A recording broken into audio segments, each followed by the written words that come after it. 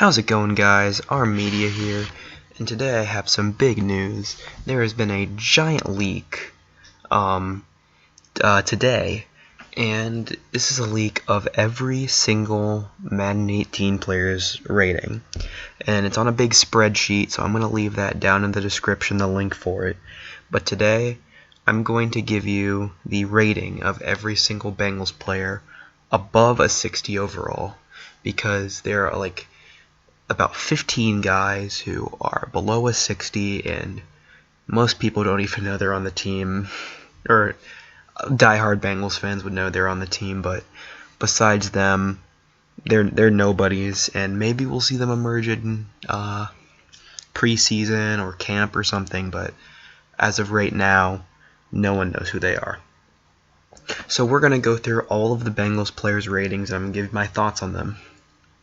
So at the quarterback position, Andy Dalton was given an 84 overall, and the backup A.J. McCarron was given a 73, and the third string Jeff Driscoll was given a 65.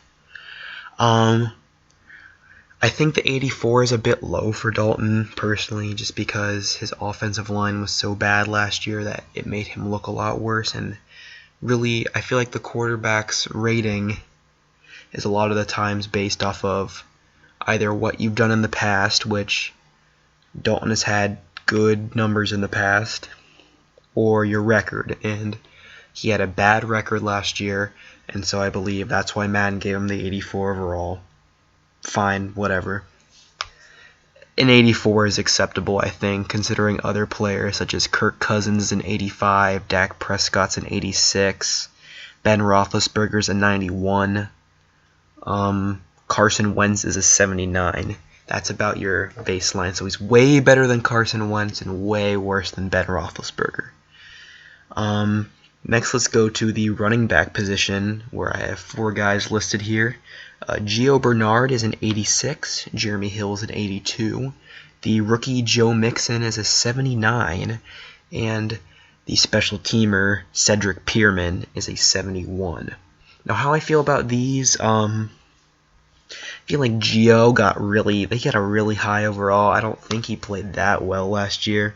He played well, but I don't think he was that better than Jeremy Hill personally, or a lot of the running backs he's been rated higher than so far. But I think it's good that they're showing respect to Gio.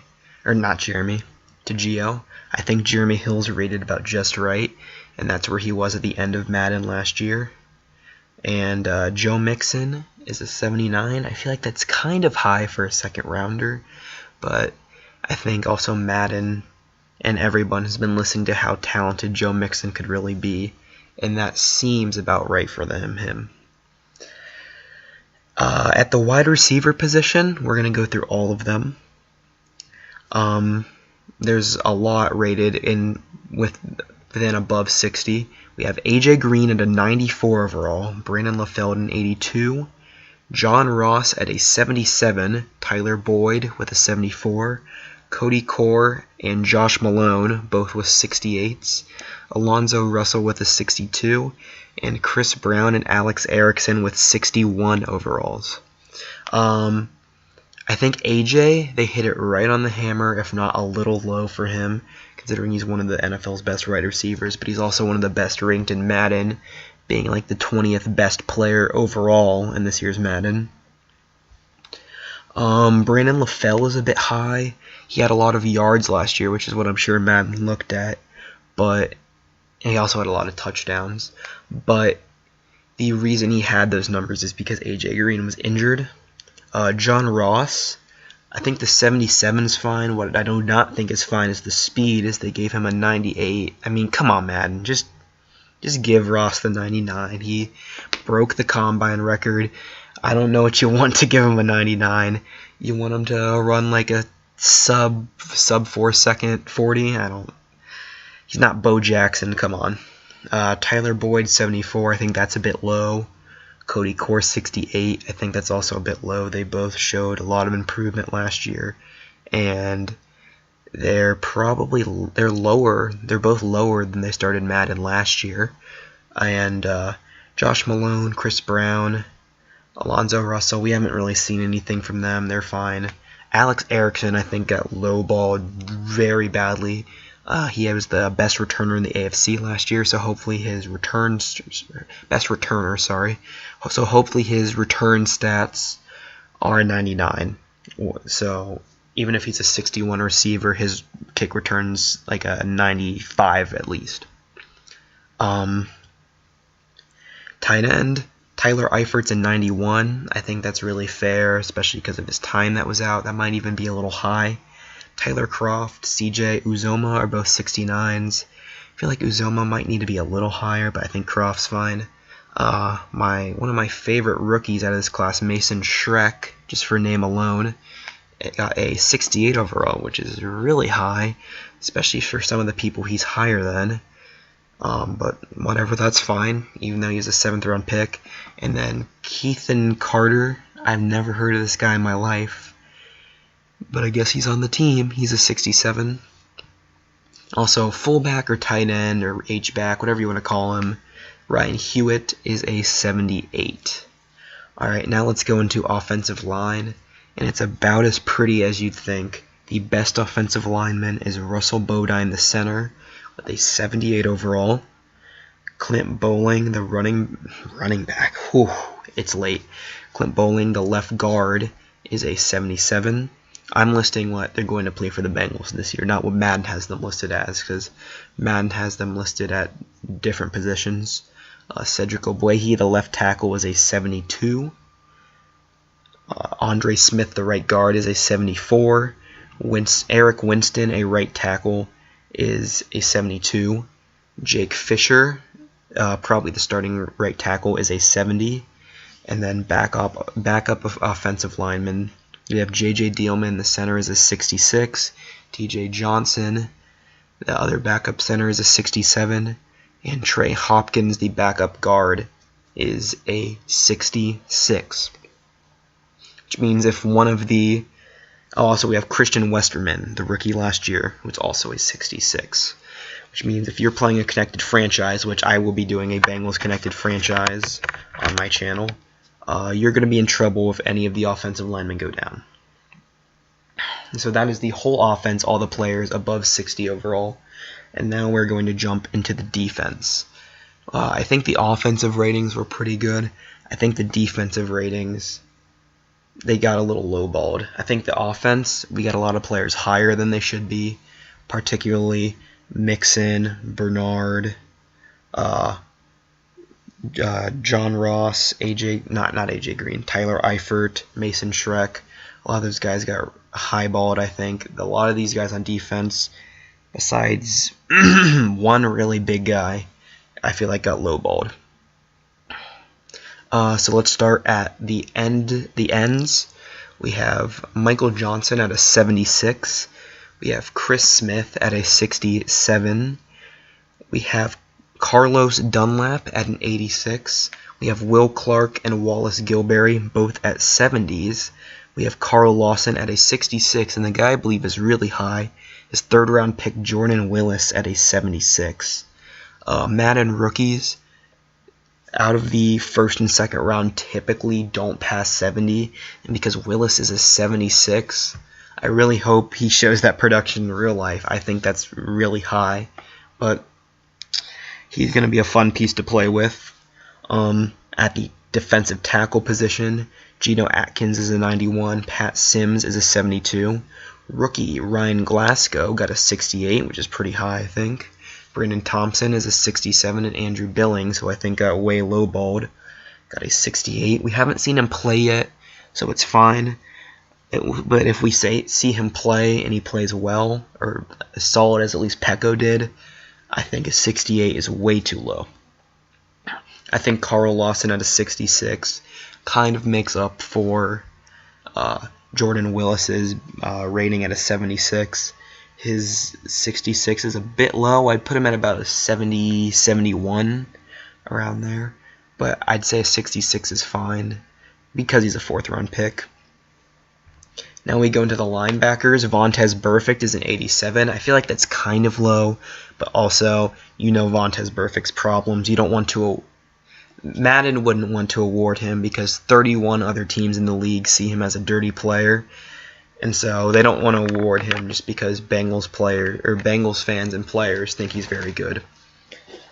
So I think an 87 is fair for perfect. Vincent Ray is an 80 overall, which I think is a little high, and Kevin Minter, the new signing, is a 78. Those are going to be both of your middle linebackers. And then an outside linebacker is a big issue. You have Jordan Evans at a 62, PJ Dawson at a 71, Nick Vigil at a 67, Marcus Flowers at a 63. So that's going to be a big spot you need to replace if you're doing a connected franchise mode. That other linebacker position, you can stick Vincent Ray there for a little while, but he's not going to be great there forever. You could always play 62 overall rookie linebacker Jordan Evans, but I don't think that makes sense. Also, I forgot to mention a middle linebacker, Hardy Nickerson Jr. is a 62. Cornerbacks, I feel like the Bengals got pretty good ratings at corner. Adam Jones with an 81. Realistically, I think it's going to go down through the year, but I think an 81 is pretty good for Jones based on what he did last year. A 78 overall for Drake Kirkpatrick. I think that's pretty fair, considering some of his penalties and problems he had. He wasn't perfect, but he's alright. William Jackson III got a 73, so he went up despite not playing at all last year. Missing his rookie season, so okay, that's kind of weird if you're basing it on last year at all. Josh Shaw, the nickel, is a 72. I think that's kind of low, but it's probably fine. I think him and Denard might need to be switched. I think Shaw has shown he's better than Denard so far. We also have Bené Benwickery and Kavari Russell, both getting 69 overalls. And then finally, I think the biggest low ball out of everyone here is George Iloka. I'm a much smaller fan of George Iloka than most Bengals fans are, but I think a 75 overall is outrageous for him, especially because players such as Vincent Ray, who's not as good as him, at least from the eye test, Michael Johnson, Jordan Willis, who's never played, Russell Bodine, John Ross, who's never played. All these guys have a higher rating than him. Jake Elliott, the kicker later on, has the same rating as him, and he's a kicker who's never played in the NFL at all. So I feel like Iloka is getting really lowballed. He wasn't that bad last year. He wasn't great by any means, but I feel like he at least deserved like a 79 around there, and that's the lowest. So I think Iloka's rating is going to shoot up this year just by watching him play. Darren Smith got a 65. Safety on the other side, Sean Williams got an 80. And then other safeties, Clayton Fedulum got a 63. And I put Brandon Wilson here at safety, even though Madden lists him as a running back. He's a 64 running back, which means he's probably a much lower cornerback and safety.